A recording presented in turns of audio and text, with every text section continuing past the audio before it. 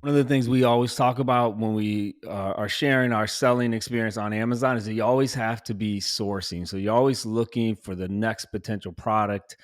Sometimes it might just be looking for things around your house. If you're doing retail or online arbitrage, you know that whenever you're in a store, you're always looking at the different products and wondering to yourself, I wonder if those might sell for more on Amazon. Well, I had a very interesting flip that I did actually 3 or 4 years in a row around Christmas time that I'll share here. So, Christmas time, people are willing to pay more during that November, December timeframe than they're willing to pay other times of the year. So, oftentimes, you can sell products on Amazon during those 2 months that you wouldn't necessarily be able to sell during the other months of the year because again, people are willing to pay more. Well, I had one particular flip, and I think Nate, you got into it for a little bit as well. I would purchase at a big box store like a Lowe's or a Home Depot, and it was a toolkit. So if you've seen these before, I don't want to say the brand name. I don't want to give away too many of my secrets, but you would buy these kits and they would have like 8 or 9 different tools in them. You get them home, you break them down, and you sell the tools individually. Now, I know that probably sounds crazy, but some of the ROIs on these kits were 150 or 200% from what the buy cost was. And so during this time of year, they would run specials as well. So these big box stores would get these great deals right from these manufacturers, and they would run specials on these toolkits. And I would literally purchase hundreds of thousands of dollars of toolkits. If you go to my Facebook wall and you scroll up, in the history, you'll see me unloading these toolkits from FedEx and from UPS into my garage, bring them into my house, and then we break them down. Actually, my wife and my kids would help me do it. Well, one year the deal was so good, I actually net profited $75,000 over a 6 week period. Now, that's not gross revenue, that's net revenue. $75,000 from just buying these toolkits, getting them shipped to my house, going inside, having my family unbox them and then send them into Amazon. That's the power of keeping your eyes open and just always looking for those opportunities out there. Now, I wouldn't recommend anyone to do that unless you know what you're doing on Amazon. There's certain ways that you have to list these products that I just talked about. However, there are still just so many, money making opportunities. Going back again to the beginning of time, it's all about buying low, selling high, and then using the massive Amazon e-commerce channel that's available to anybody really that wants to sell. Andy, I'm curious. First of all, my wife still has flashback memories to some of those times where we were in our living room doing similar. In your the tape just gets stuck to your hands after so long, and unboxing all that. It gets a little tiring. I'm curious to ask you, what excites you more, making $75,000 from a hustle like that, like thinking back, or when we make $75,000 selling our private label products in a month where it kind of just happens and we don't really we see it on the P&L at the end of the month, but we don't really like feel the pain of the unboxing, all that. Like, what actually excites you more though when you think about it? I'm curious. Well, definitely those early days, like when you would find products like that, it sends the serotonin, through your brain, knowing a couple things, knowing that you were kind of, lucky enough to be able to find a product that you can flip like that. But then also understanding for a lot of the customers purchasing these products, like they're getting them at the lowest possible price. So if you were to try to buy like these individual tools that like we were selling, they would cost probably 50 to 75% more. But because of the ability to be able to break them down, you're actually getting the customer a great product. So, and you're making money at the same time. And so, yeah, definitely when I compare them, it's almost like finding $100 bill, when you're just out walking, right, in the woods. That's a really good feeling. And selling those type of products the same way. There is something about the early day hustles when it's also new and exciting and you feel like you strike gold. I definitely agree. It's a different type of feeling than when you're kind of grinding away at a brand and your hard work pays off years later. There's something different about the hard work paying off and you see it in like a 6 week Immediate. period, like you said, right? Yeah, Yeah, it's a good definitely. feeling. Well, hey guys, welcome back to the Amazing Freedom Podcast. My name is Nate Slamans, joined by Andy Slamans, and we're excited to be talking today about a super exciting webinar that we actually just recently had with a seller that built a $1 billion brand. That's a billion with a B. And so today we're actually going to be revealing some of the product selection criteria that this seller had when it came to picking and building this $1 billion brand. And so, Andy, I know for me personally, my mind's been opened a little bit to the possibilities, like of thinking bigger. Even we have this $10 million challenge that we've been doing, that we're going to be doing for all of 2022 as we try to hit $10 million in our largest private label brand that we have. If you haven't yet joined that challenge, you can go to amazingfreedom.com to follow our progress. You can become an insider. We also recently just released our second volume of our Amazing Freedom Insider magazine. This month's edition is featuring Gary Ray as he built a $2.5 million arbitrage business. It's a really good article. Definitely recommend that you go to amazingfreedom.com and become an insider and check out that magazine. It's completely free, an online digital magazine. There's 2 editions that you can go and view completely free if you become an insider. So definitely recommend that you do that. And then you also get updates on the $10 million challenge that we are doing.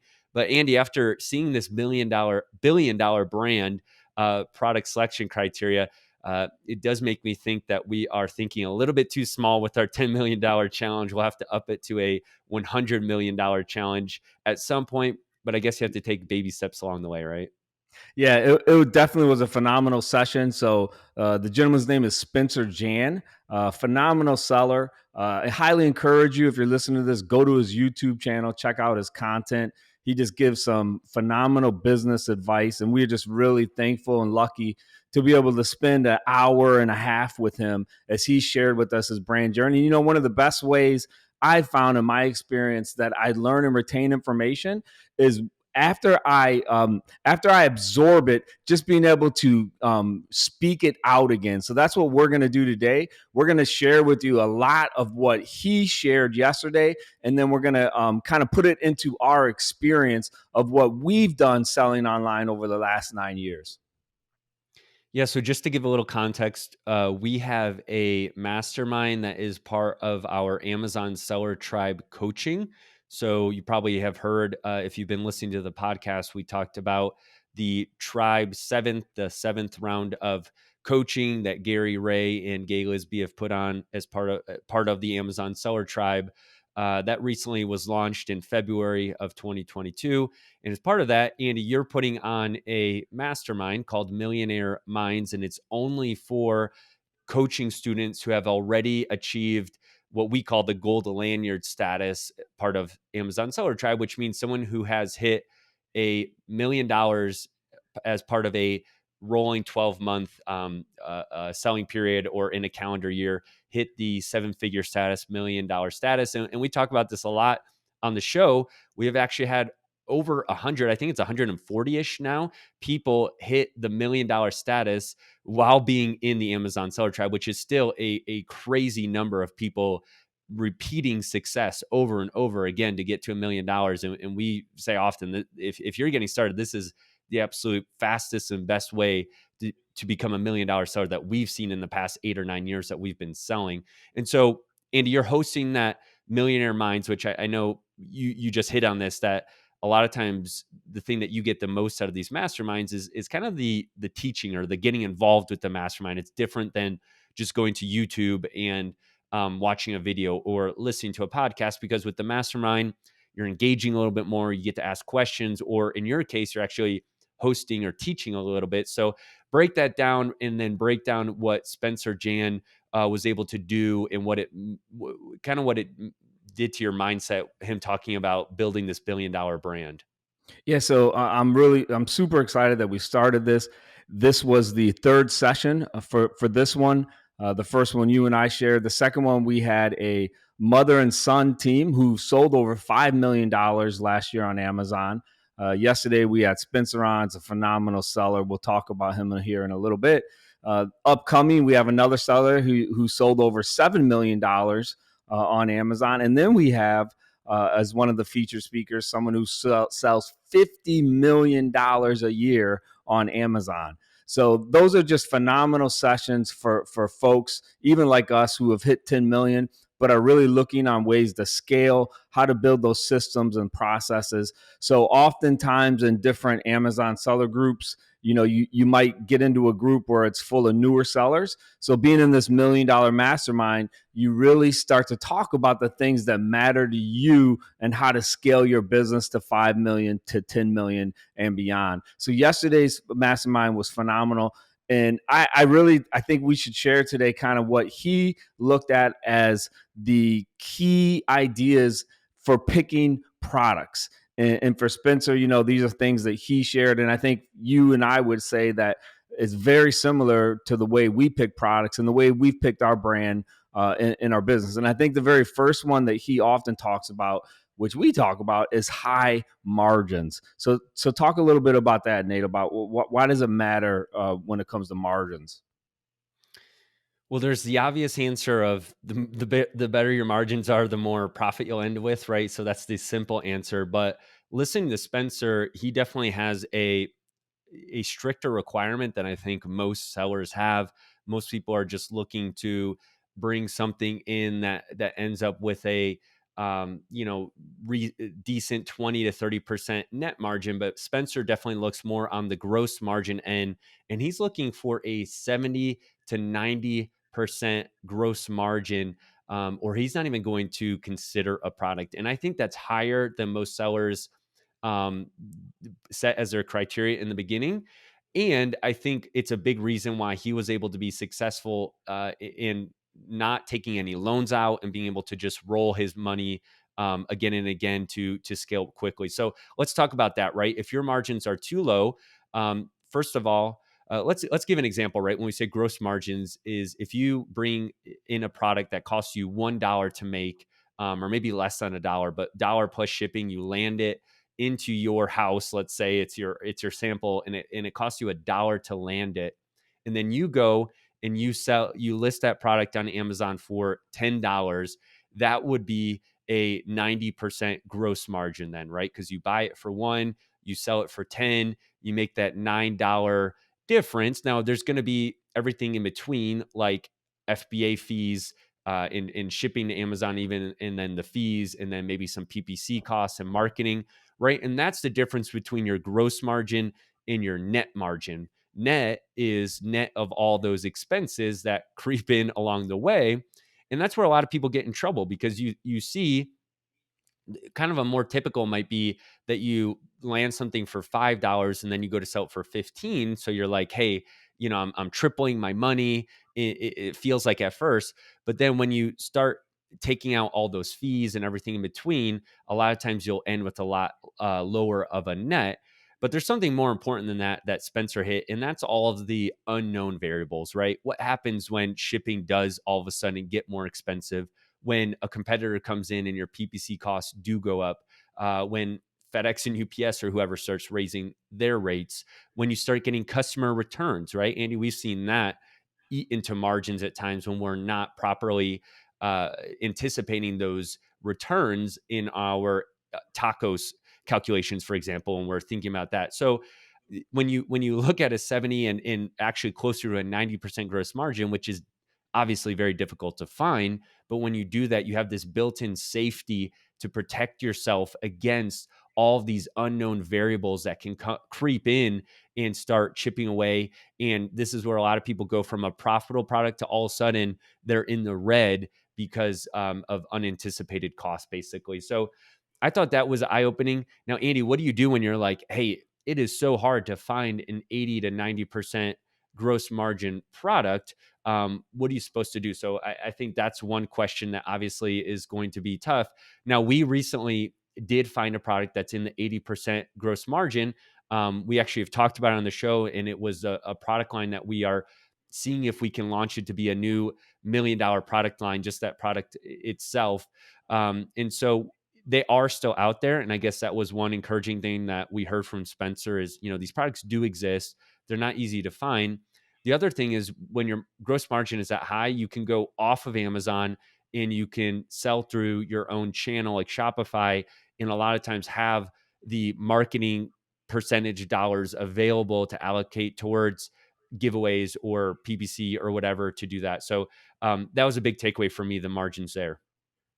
Yeah, no, again, going back, especially if you're a newer seller, I think that's where we see a lot of sellers trip up is they pick products and they don't understand everything that goes into selling that product. And so they think their margins are larger. So just make sure, I think that's really good wisdom that you have really good margins. Yeah, and I gave the example of maybe we can segue into this of the $1 product selling for 10, but obviously we talk about this a lot. Our recommendation is to stick on the higher price point if possible, and looking for those products that are going to sell for under $20 is very tough. And so I don't know if we talked about this on that webinar recently, but I know that the products that Spencer sold were definitely on the high end, which we prefer. And so looking for products that are 50 to $100 plus definitely gives you a little bit less competition for what most newer sellers are looking at, right? Yeah, for sure. Just looking thinking about what he said, I'm going to skip the next two. Let's talk about the room for product development and innovation. Is this is something I think that a lot of sellers don't understand and maybe don't put in the work, but this is what you and I have kind of found out early on. You definitely, with your product choice, you want to try to be able to find a product that you can innovate on, possibly change, make better in some type of way. And What so does you that mean? want And what does that mean to you when you say innovate? Because there's kind of the classic example of not doing a Me Too product, and so you change the color, you add in a PDF documentation or something. But in your mind, in your experience, what does innovating look like or mean for most people? sure. So I right now I have in my hand it's a razor, right? So these are like typical box cutters. I think Milwaukee, which is a huge brand, they kind of innovated on the typical razor. Now, if you have a normal box cutter, it's often really hard to get the actual razor out of the box cutter. You have to like unscrew it. So what they did is, they made it real easy. You just push this button, you remove it, and then you're able to put it back in. For you, those of you listen to the podcast, and it's almost like a knife the way that you open it up. So they took a typical box cutter and they really redesigned it and they made it a lot more user friendly. So the pain point, so this is what we often talk about for products, is you want to be able to solve someone's problem. Well, people who use box cutters, the problem was the typical box cutter took forever to change the blade. So what Milwaukee did is they made an easy way to put a new blade in their box cutter. That's how they innovated on a typical box cutter. So, how much in your experience, how much does somebody need to be familiar with the product that they're looking at versus being able to just go to the Amazon reviews for an existing product, looking at the negatives and seeing people's basically wish lists of complaints or things that they would improve?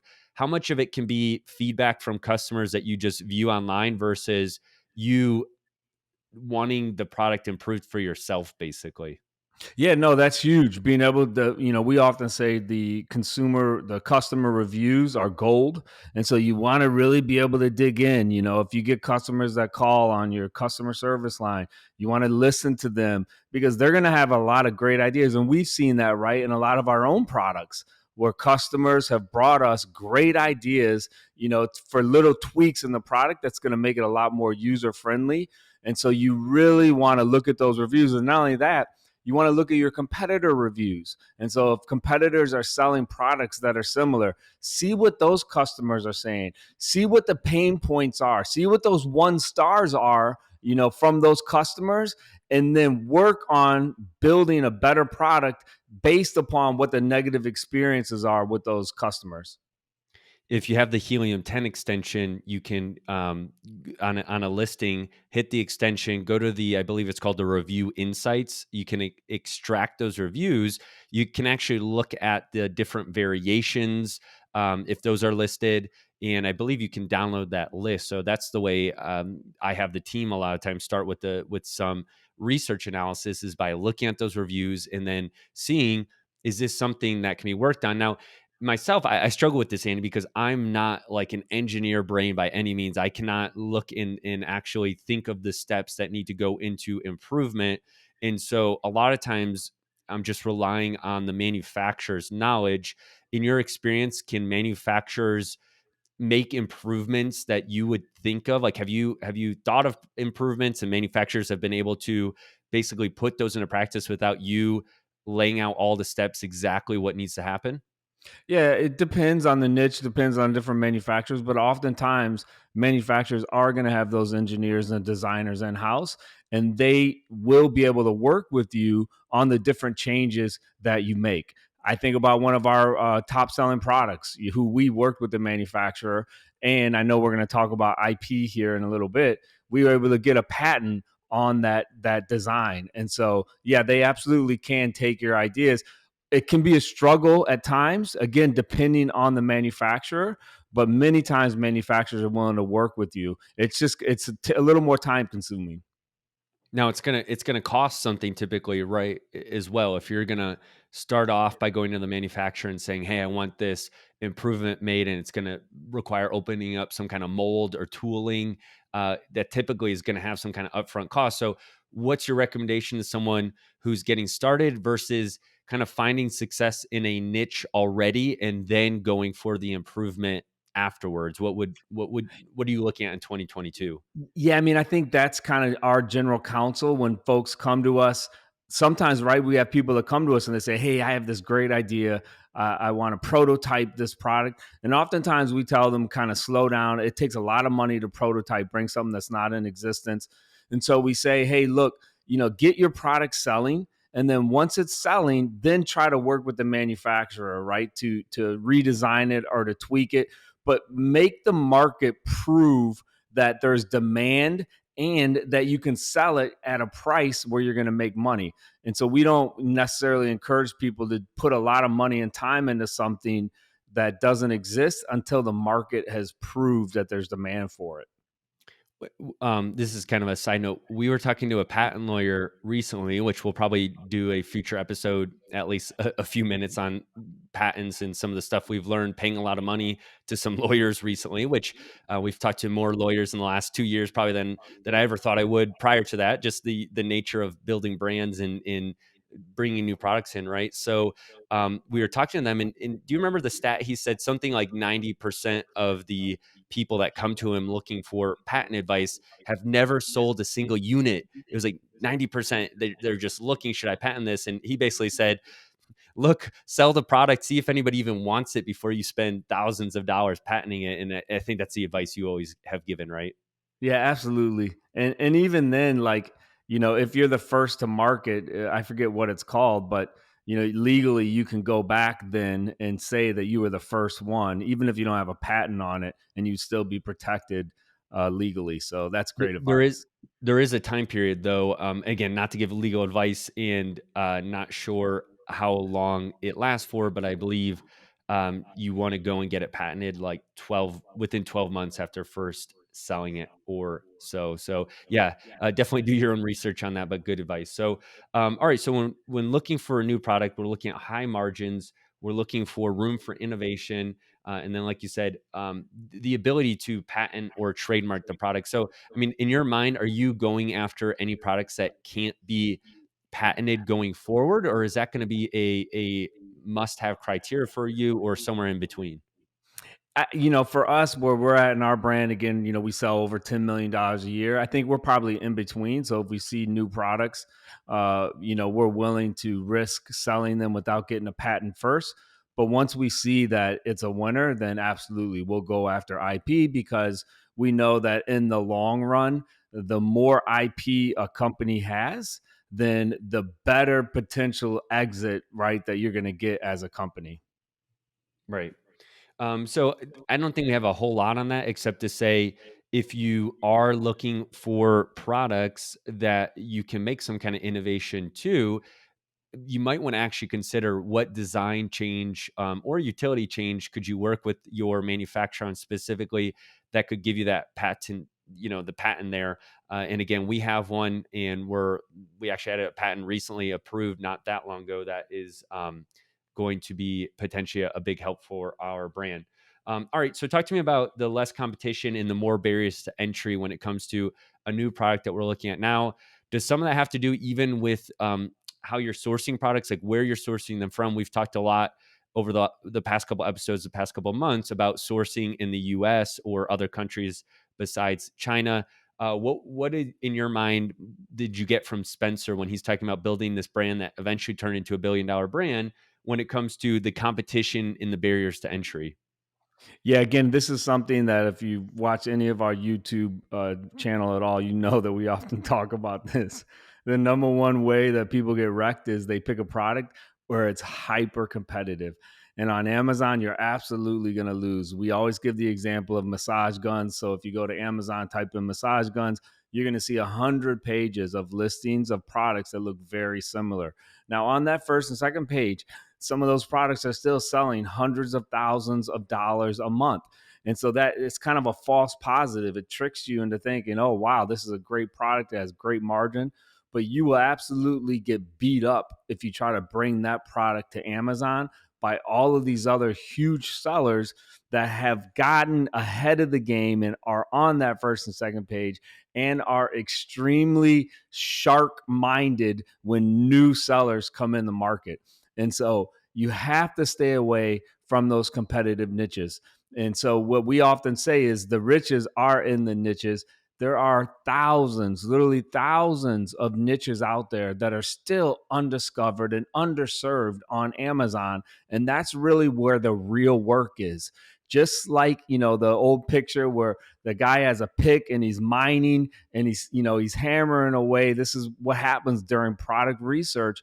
The most work that you put into finding a potential product is done during the product research phase. And so you just have to grind it out, build a list of potential products, looking again for those hidden niches where there are less products on Amazon. And I would think, Nate, that you would probably agree with, even with our brands, a $10 million brand now, we were able to really capitalize on it because there wasn't a lot of competition. Definitely. And so, on a tactical note, one of the things to consider, and there's no exact hard and fast rule per niche, but when you're doing your research, first of all, you put in those main keywords for your products that you're looking at, and you have to use a tool like Helium 10 is definitely the easiest way to get some accurate data. Although you can also just be using brand analytics and some free tools through Amazon. But if you look and on that first page of search, more than 5 of the top listings have over 1,000 reviews. I mean, that's going to be a very competitive space typically, especially this is something else to look at is the number of reviews compared to the revenue coming in. So if the listings are doing under 50,000 a month, for example, but the reviews are over 1,000, that shows that this is a product that's not even selling that much, but has a lot of reviews. It's probably established listings that have been going for a while. If you see some newer listings that have maybe a few hundred reviews, but they're doing hundreds of thousands of revenue a month, someone could probably come in and relatively quickly get the reviews and start selling faster. So you have to see how competitive it is and then really look at those reviews on the first page and compare those reviews to the revenue. And then I usually look at it in kind of tiers.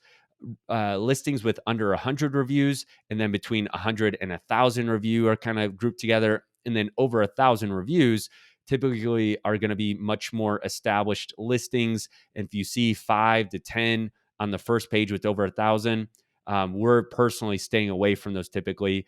We really want to see a couple listings on that first page of search that have under 100 reviews, because we're pretty confident that we can get 20 to 50, even up to 100 reviews in a relatively low amount of time, leveraging some of the audiences in just selling a lot in the first, being aggressive in those first kind of 90-day launch period. And so just tactically, I think when I'm looking at competition, that's some of the things that I am looking at when I'm trying to determine it.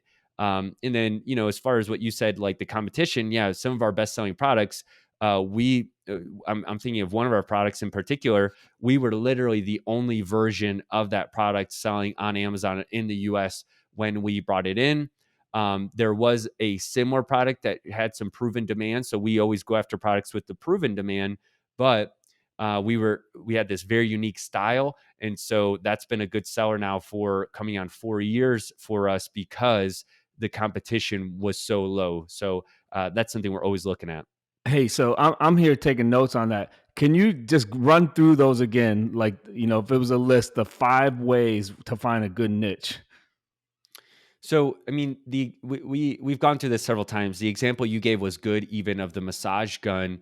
You might get to that, and obviously, we've joked about that niche for a while because we've seen it. But if you're just starting, or I mean, there's millions of niches out there, right? How do you know one's a massage gun? Well, if it's super competitive because you see hundreds of listings there, one thing to get into that riches are in the niches or dive down is to use brand analytics, put into brand analytics massage gun. And brand analytics is then going to spit out a bunch of related keywords besides just massage gun. So it might say massage gun black, massage gun blue, massage gun for your legs, massage gun for your back, right? And then let's say you go all the way down, 10 down, and you see one that says massage gun for pets. I'm completely making this up, but what if that was one, and you search massage gun for pets, and lo and behold, there's only one brand marketing massage guns for pets, and they have 5 different massage guns doing 50,000 to 100,000 each. All of a sudden, you're in this sub niche of massage guns where you could say, "Man, this has good demand still. I see there's a lot of search volume around it, but people are specifically typing in for pets. Again, completely made up, or maybe it's real. I haven't looked. And then there's only one competitor, so that might still be too competitive. I don't know. But at that point, if someone's really looking for massage guns for pets and yours specifically has a dog on the front main image, and on the massage gun itself, it's got a logo of a dog on it, and it looks just like your dog because it's a golden retriever or something. So you start niching down towards your customer. And that's what you're thinking about when you're going to these sub niches. You're thinking about, what is the customer wanting? What are they looking for when they're searching on Amazon? And you're trying to appeal to that as soon as they search and see your main image or see your listing. That's how you get into these sub niches. So one way we've talked about a lot is to type into Google the Amazon bestsellers list, and you're going to get to all these categories on the left, and then you're going to choose home and kitchen or something, right? And then you're going to see a list of the top 100 bestsellers, and then you're going to see the massage gun there, and you're going to go into that, and then you're going to realize that's too competitive. So then you're going to put that into brand analytics. You're going to go down, you're going to see related keywords, you're going to look at that sub niche. Then you're going to run your Helium 10 extension, and you're going to see that, hey, there's some listings on here that have under 100 reviews. They've been selling for over a couple of months, so they're not brand new, and you're able to see if the BSR data is real, or if they're kind of doing giveaways, and so kind of boosting that BSR in the beginning. It's selling a little bit. It has under 100 reviews. I think I can come in and bring in my own version, and if I can innovate it, like you were saying, make it better, patent it, so that I'm not worried that 50 other massage gun for pets are going to come in the next couple weeks. That's also a big help. So I don't know if that was a 5 breakdown there, but I think that is a little bit of a path that you can go to those Amazon bestsellers and then work your way into the sub niches that way. So look at those. I know you also sometimes prefer, instead of the Amazon bestsellers, is it the Amazon trending that you can kind of look at in the menu there when you do a search for the Amazon bestsellers? I think there's a trending that shows kind of newer products, and that's a good way to see kind of up and coming niches, and then you can compare that with Google Trends a lot as well. Yeah, absolutely. That's a good way to see if there's trending products that are making it to the first or second page. Then generally that might be a product that you can do. I like the next thing, and this is something often that we talk about as well, and that's a barrier to entry. And so, what kind of products that you can pick? And I think of three for us that we really look at for barrier to entries. Number one, it's a larger size product. So we like products that are large. Oftentimes, Amazon sellers, they don't want to sell large products. Well, you have to really look at your unique advantage. Do you have warehouse space? We have great warehouse space at really great rates. And so large products for us are a win because we can store those products there. The second thing is the cost of the product. So we like higher price products.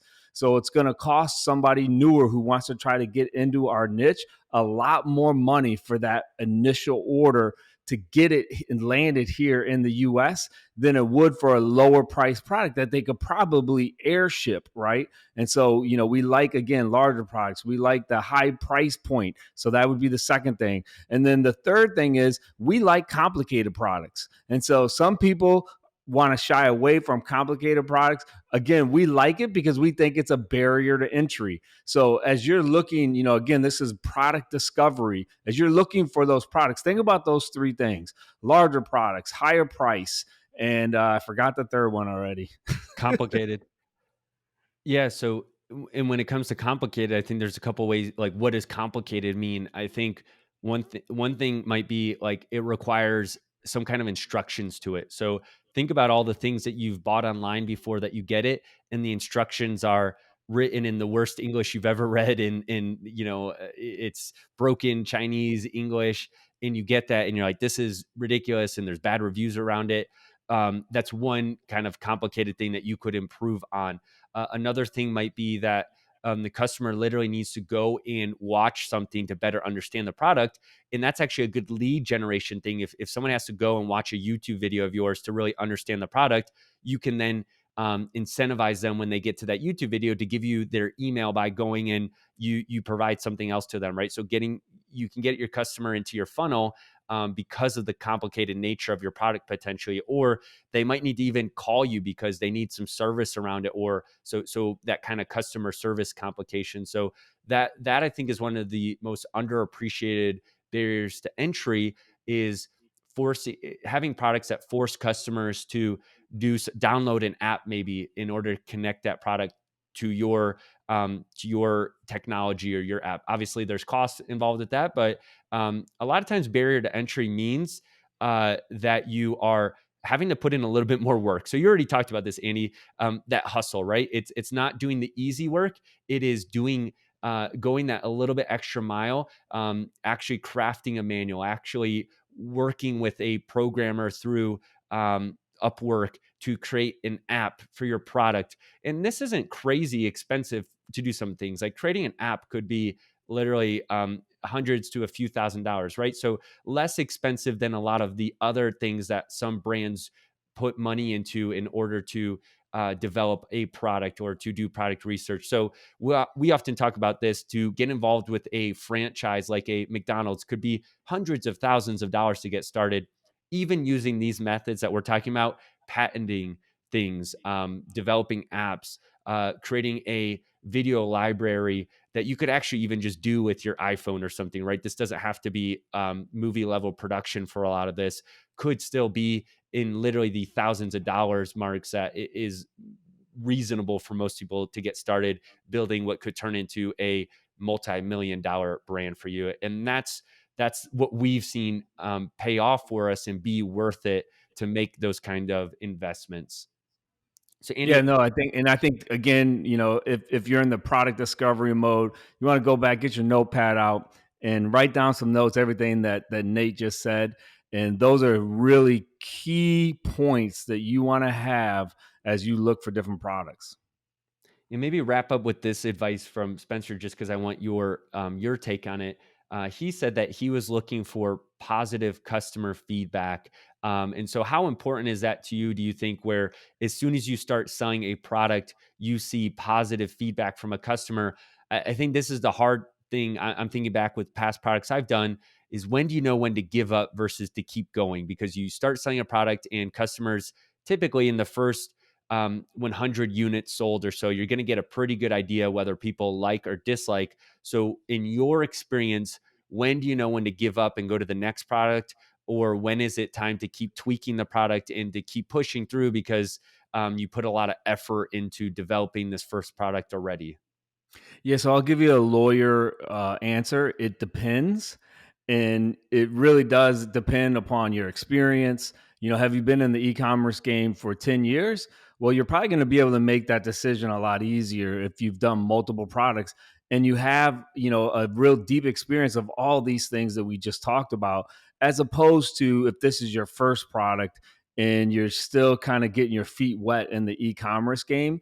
And so I think that it's a progression of knowledge that you're going to accumulate along your seller journey, where you're going to be able to make that decision a lot easier at year 10 than you would at year 1 or 2.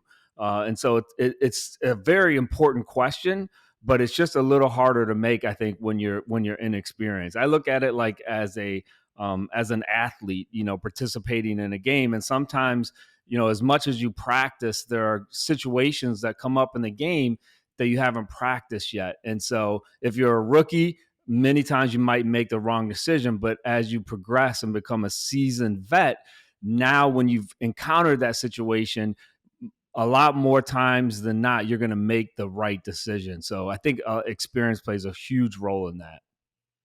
Yeah. So again, Spencer Jan, you can check out his YouTube and the knowledge that he gave in our Millionaire Minds Mastermind was incredibly helpful. And we've been doing private label for years, and obviously we're still trying to constantly get better at our product selection and picking up new tips. And hopefully this was helpful. I do want to segue to a really inspiring story from the Amazon seller tribe. There was a couple guys who are partners who joined the tribe not long ago, and they just hit in March the $1 million gold lanyard status. But the growth that they've seen over the last year is incredible. There's a screenshot here that I'm looking at actually, and it says that their last 12 months growth is 1,340% up from the previous 12-month period. So obviously, going from just getting started to the $1 million status in a very short time. Matt, who wrote this, says they hit the gold lanyard. My heart in sharing this is not to brag, but to share my gratitude to those who have helped us over the last year and encourage others along this journey. And he goes on to give a lot of good advice, but I actually want to highlight how he talks about later that it wasn't all easy. So he says, third, that there's so many things that we need to improve on. Here's two quick examples. We only ship 3 days per week, and we aren't leveraging cashback and discount sites like we should. So I like what Matt and his partner said here, because while they have had really good success over a short period because they've been in the tribe, and he went on to thank a bunch of people such as Gary and Gay and other coaches that are in the group. He's also hitting on that, like, look, they haven't done it all right, but they still were able to get to the $1 million status. And I think that's what's crazy is to get to $1 million, you don't have to do everything right. You basically have to find a couple things that work for you, focus in extremely hard on that, and just scale it up. And you know what? When you were talking to Spencer yesterday in that call, he basically said that too, right? He's like, I was a normal guy, but I focused in on the brand. And I just did those couple things right. And that's what got him to 100 million plus in sales before he sold out his first time, right? So really exciting to see people doing that in the tribe every single week. There's And a then power of the last Amazon sales channel that we often talk about. New people coming in, you can hit $1 million within a year, which is phenomenal. Again, when you look at the different franchises out there, like a Subway that averages 500,000 a year in gross revenue with all the employees. So just a tremendous opportunity and a tremendous training group. Yeah, not many businesses that can do that. And I want to talk real quick. Prime Day is coming up. So I just want to hit this as a quick note for anybody to not get caught surprised, because Prime Day is one of those weird things that Amazon invented this holiday, right? Where it's like a national holiday at this point, and all the other retailers, Walmart and Target and everybody else, kind of hopped on the bandwagon. But it is at a different time period every year. Or it's hard to know exactly when it is. So I'm looking at the dates. Last year, it was June 21st and 22nd. And then, did you have the date that people need to submit their deals by this year? April 29th. Okay, so within your Amazon account, when you go to your deals and you see the Prime deals, or if you need to reach out to a rep to get those deals submitted before April 29th. Now, we have not participated that in the last couple of years. We didn't the last 2 years because we knew that we were going to have stock issues heading into Prime Day anyways. So it just didn't make sense for us to put the inventory at a deep discount in that Amazon Amazon makes you do a really good discount, right? Based on the traditional selling price, the historical price of your products, you have to give a really good discount. But we personally know a lot of sellers who have participated in the Prime Day deals, and it can be ridiculous as far as the sales volume goes. So it's something you have to plan for with your inventory and with your pricing, with those high margins, going back to the need for high margins so that you could do those kind of discounts. But if it's something that you're looking into, or if you do have too much inventory heading into the summer months this year, Prime Day could be a really good period to blow out some of that inventory that you have too much of. Lastly, Andy, I want to talk about. This always excites me, and I know it excites you too.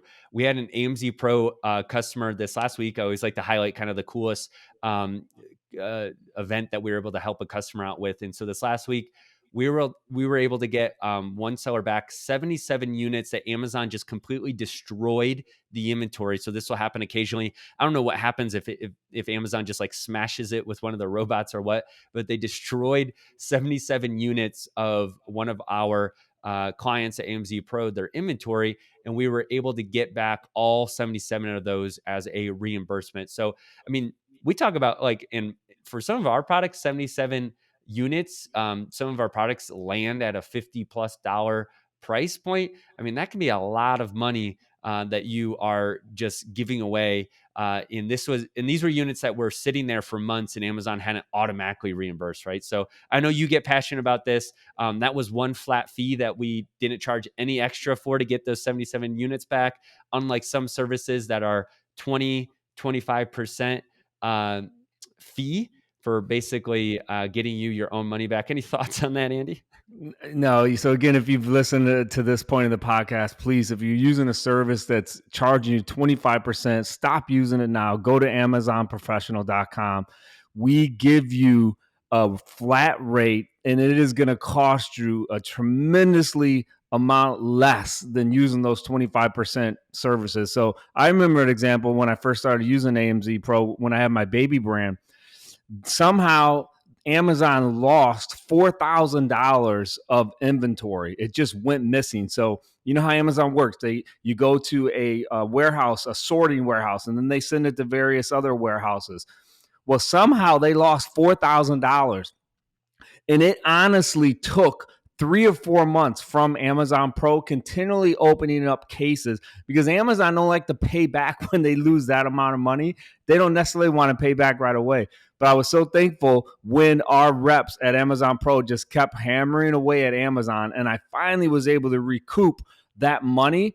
And if I was paying 25% of that compared to what I paid monthly, that would have been a huge chunk that I've given to a service. So if you're using a service that charges 25%, please stop using it now. Go to Amazon Professional. We get the same amount back that those services do, but it's going to charge you tremendously less amount of money.